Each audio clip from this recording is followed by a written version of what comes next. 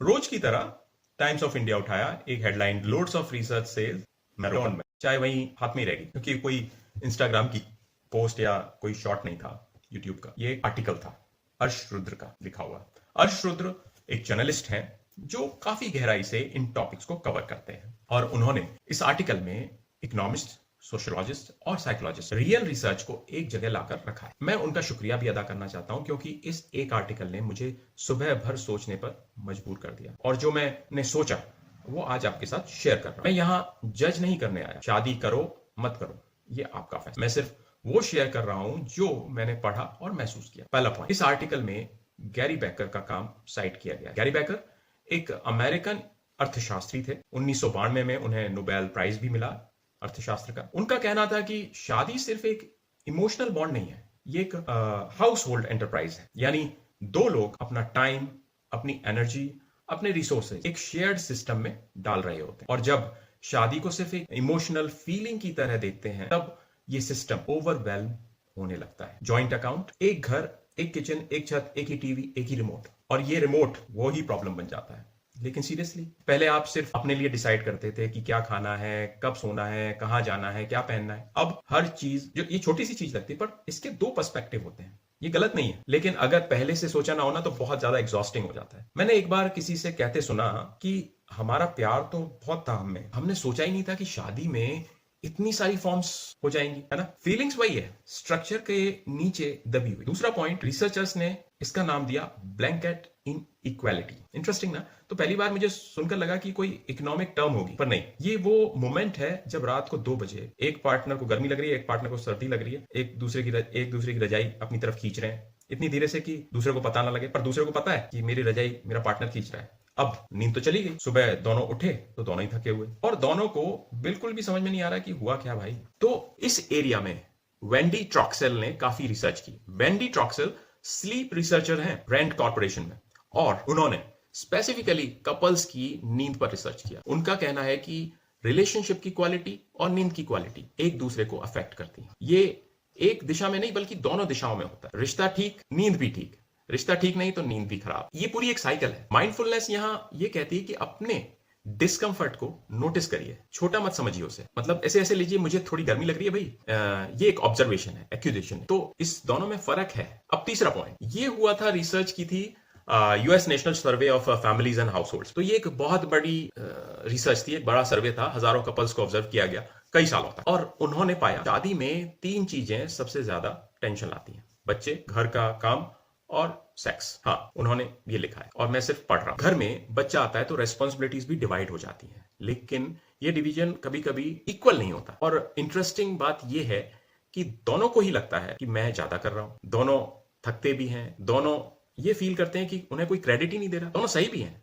अपने अपने दृष्टिकोण से। तो दो लोग दोनों पूरी कोशिश कर रहे हैं और दोनों को ये भी लग रहा है कि कोई देख ही नहीं रहा भाई। जब कपल्स एक्सप्लिसिटली इस पर बात करते हैं कि भाई आज रात खाना मैं बना देता हूं, तुम बच्चे को देख लो, तो रिजेंटमेंट कम होती है, क्लैरिटी से एंजाइटी कम होती है, एजम्पशन से बढ़ती है। अब चौथा पॉइंट, और ये मुझे सबसे इंटरेस्टिंग लगा, यहां डॉक्टर जॉन गॉटमैन का काम आता है। Doctor John Gottmann university of Washington में 50 साल तक 3000 से ज्यादा कपल्स को उन्होंने ऑब्जर्व किया। उनके रिसर्च को लव लैब भी कहते हैं और उन्होंने जो डिस्कवर किया वो ये था कि छोटी बातें अकेले प्रॉब्लम नहीं होती, प्रॉब्लम तब होती है जब वो छोटी बातें बार बार होती और कुछ बोला ही नहीं जाता, उनके बारे में बात नहीं करी जाती। जैसे कि खाना ठंडा था, तुम लेट आए, वो लेट आए, उन्होंने रिप्लाई नहीं किया, मतलब अलग अलग।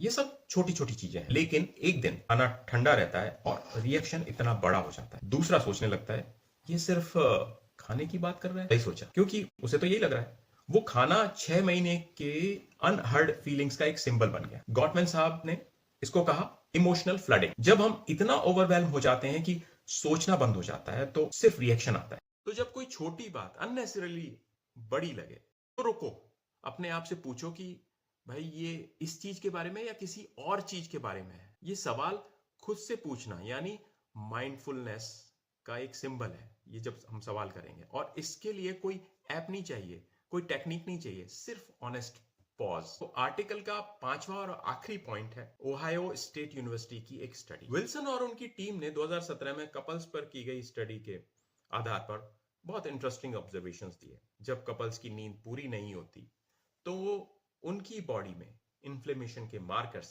बढ़ जाते हैं।